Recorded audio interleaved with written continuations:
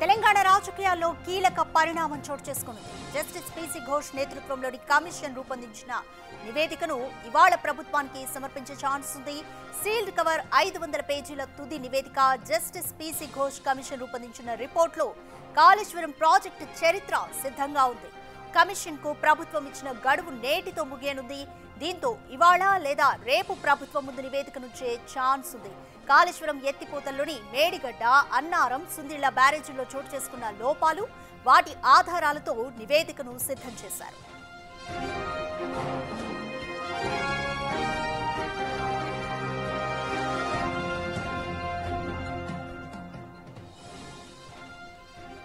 Medigadda barrage కుంగిపోవడంతో పాటు 7 black Pierce దెబ్బతినడం, Annaram, Sundilla బ్యారేజీలకు సీపేజీల నేపథ్యంలో గత ఏడాది ప్రభుత్వం న్యాయ విచారణకు ఆదేశించింది.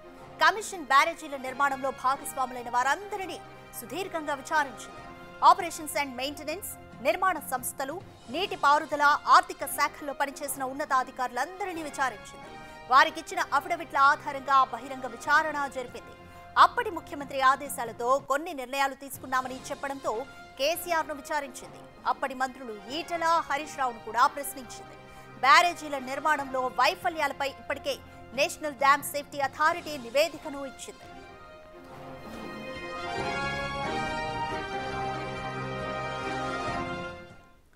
మోర్ డీటెయిల్స్ మా ప్రతినిధి వెంకట్ అందిస్తారు.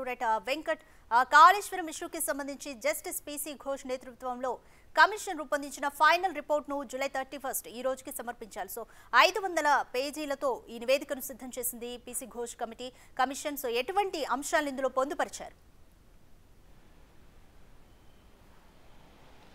రాధిక, చాలా స్పష్టంగా కాళేశ్వరం ప్రాజెక్టు 1,00,000 కోట్ల బ్యారేజీలకు సంబంధించిన అంశంలో గత ఏడాది మార్చిలో ప్రభుత్వం కాళేశ్వరం పైన కమిషన్ ఏర్పాటు చేసింది. దాదాపు 15 నెలల పాటు సుదీర్ఘ విచారణ తర్వాత ఇవాల్టితో ఫైనల్ రిపోర్ట్ ప్రభుత్వానికి కమిషన్ అందజేయబోతుంది. రెగ్యులర్ టైం అంటే 10:30 గంటల తర్వాత ఏదైతే ఇరిగేషన్కి సంబంధించిన డిపార్ట్మెంట్కు కమిషన్ నివేదికను అందించబోతుంది. షీల్డ్ కవర్లో నివేదిక ఉండబోతుంది. దాదాపు 15 నెలల పాటు కాళేశ్వరం కుంగుబాటు పైన కావచ్చు, కాళేశ్వరంకి సంబంధించిన అవకతవకల్లో కావచ్చు, ఇట్లాంటి అంశాల్లో దాదాపు 119 మంది అధికారులను ఇటు ఇరిగేషన్ శాఖ, అటు ఆర్థిక శాఖ, అటు కాళేశ్వరంకి సంబంధించిన కార్పొరేషన్ సంస్థకు సంబంధించిన అధికారులు, ఏజెన్సీ సంస్థలు, అట్లనే ప్లానింగ్, డిజైనింగ్, ఇవన్నీ నిర్మాణ సంస్థలు, ఇట్లాంటి అధికారులందరూ దాదాపు 119 మంది అధికారులను విచారించింది కమిషన్. పూర్తి స్థాయిలో డేటా సేకరించిన తర్వాత ఫైనల్ రిపోర్టు కాళేశ్వరం బ్లెండరా, వండరా అనేది ఇవాళ తేలిపోతుందని చాలా స్పష్టంగా అర్థమవుతుంది. ఇవాళ షీల్డ్ కవర్లో పూర్తి స్థాయిలో నివేదిక ప్రభుత్వానికి అందజేసిన తర్వాత ప్రభుత్వం దానికి సంబంధించిన సబ్ కమిటీ దాన్ని అధ్యయనం చేస్తుంది, పరిశీలిస్తుంది. పూర్తి స్థాయిలో పరిశీలించిన తర్వాత ప్రభుత్వం రేపు జరగబోయే క్యాబినెట్ మళ్ళీ జరగబోయే క్యాబినెట్లో ఖచ్చితంగా ఈ కాళేశ్వరంకి సంబంధించిన ఈ కమిషన్ ఇచ్చినటువంటి రిపోర్టు కేబినెట్లో చర్చించే అవకాశం కనిపిస్తుంది. దాంతోపాటు విద్యుత్ కొనుగోలుకు సంబంధించిన అక్రమాలలో కూడా జస్టిస్ మదన్ కుమార్ లోకూర్ ఇచ్చినటువంటి నివేదిక కూడా ప్రభుత్వం దగ్గర ఉంది. ఈ 2 నివేదికలు కేబినెట్లో చర్చించి అసెంబ్లీలో ప్రవేశపెట్టే అవకాశం అయితే కనిపిస్తుంది. ఒకవేళ అసెంబ్లీలో ప్రవేశపెట్టకపోయినప్పటికీ ఇచ్చినటువంటి నివేదికల ఆధారంగా ప్రభుత్వం మిగతా తదుపరి చర్యలకు చేపడుతుందా, లేదంటే వాటి మీద విచారణ సంస్థలకు సంబంధించిన అంశంలో అప్పచెప్తుందా అనేది కూడా కొంత తేలాల్సి ఉంది. ఇప్పటి వరకు దాదాపు 15 నెలల పాటు చాలా సుదీర్ఘంగా కాళేశ్వరంకి సంబంధించిన అంశంలో ఇటు మేడిగడ్డ, అన్నారం, సుందిళ్ల బ్యారేజీలకు సంబంధించిన అంశంలో కమిషన్ పూర్తి స్థాయిలో విచారణ చేపట్టింది. కాగిచ్చినటువంటి రిపోర్టు కావచ్చు, అట్లనే ఎన్డీఎస్ఏ ఇచ్చినటువంటి రిపోర్టు, విజిలెన్స్ ఇచ్చినటువంటి రిపోర్టు, గత బీఆర్ఎస్ ప్రభుత్వంలో క్యాబినెట్ ఎలాంటి నిర్ణయాలు తీసుకున్నది, లొకేషన్ మార్పులు ఏ విధంగా జరిగింది, అట్లనే ఎవరు దీనికి సృష్టికర్త అనే దాని మీద గత బీఆర్ఎస్ ప్రభుత్వం కాళేశ్వరం పైన ఎలాంటి నివేదిక ఉందా అనే దాని మీద పూర్తి స్థాయిలో కాంగ్రెస్ ప్రభుత్వం వచ్చిన తర్వాత ఆ రిపోర్టు కమిషన్కి ఇచ్చింది. ఆ నివేదిక మొత్తం కూడా 4 నివేదికలు, కాగ్ నివేదిక, విజిలెన్స్ నివేదిక, డిఎస్ఏ నివేదిక, ఇటు ప్రభుత్వం ఇచ్చినటువంటి నివేదికల మీద పూర్తి స్థాయిలో పరిశీలించింది, అధ్యయనం చేసింది. ఇటు 119 మంది అధికారులను కూడా విచారించింది.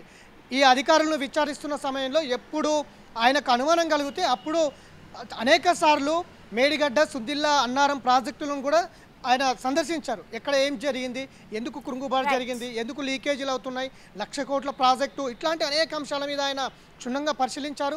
పూర్తి స్థాయిలో 119 మందిని విచారించిన తర్వాత ఇటు విచారణ సంస్థలకు సంబంధించిన ఇటు ఏజెన్సీ కావచ్చు, నిర్మాణ సంస్థలు కావచ్చు, అందరినీ కూడా విచారించిన తర్వాత పూర్తి స్థాయిలో నివేదిక అయితే సిద్ధం చేసినటువంటి నేపథ్యం.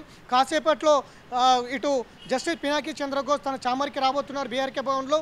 పూర్తి స్థాయిలో నివేదికను ప్రభుత్వానికి అందజేయబోతున్నారు ఇవాళ 10:30 గంటల తర్వాత అని కూడా చాలా స్పష్టంగా కమిషన్ అయితే చెప్తోంది. కాకపోతే దాంట్లో ఏముంది, ఏ విధంగా ఉండబోతుంది కమిషన్, ఎవరు అందులో బాధ్యులను చేస్తుంది, కాళేశ్వరం కృంగుబాటుకు ప్రధాన కారకులు ఎవరనేది అయితే రాజకీయ వర్గాల్లో ఇటు అంతా కూడా సస్పెన్స్ కొనసాగుతుందని చెప్పుకోవచ్చు.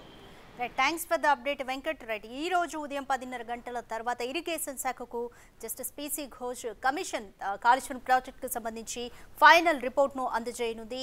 ఈ 500 పేజీలతో సీల్డ్ కవర్లో ఈ రిపోర్ట్ను రెడీ చేసింది. రిపోర్ట్లో ఏ అంశాలున్నాయి, ఎవరిని కారకులుగా మెన్షన్ చేశారు అన్న ఉత్కంఠ నెలకొంది. తదుపరి చర్యలు కూడా ఏ విధంగా ఉంటాయి అన్న కూడా ఉత్కంఠ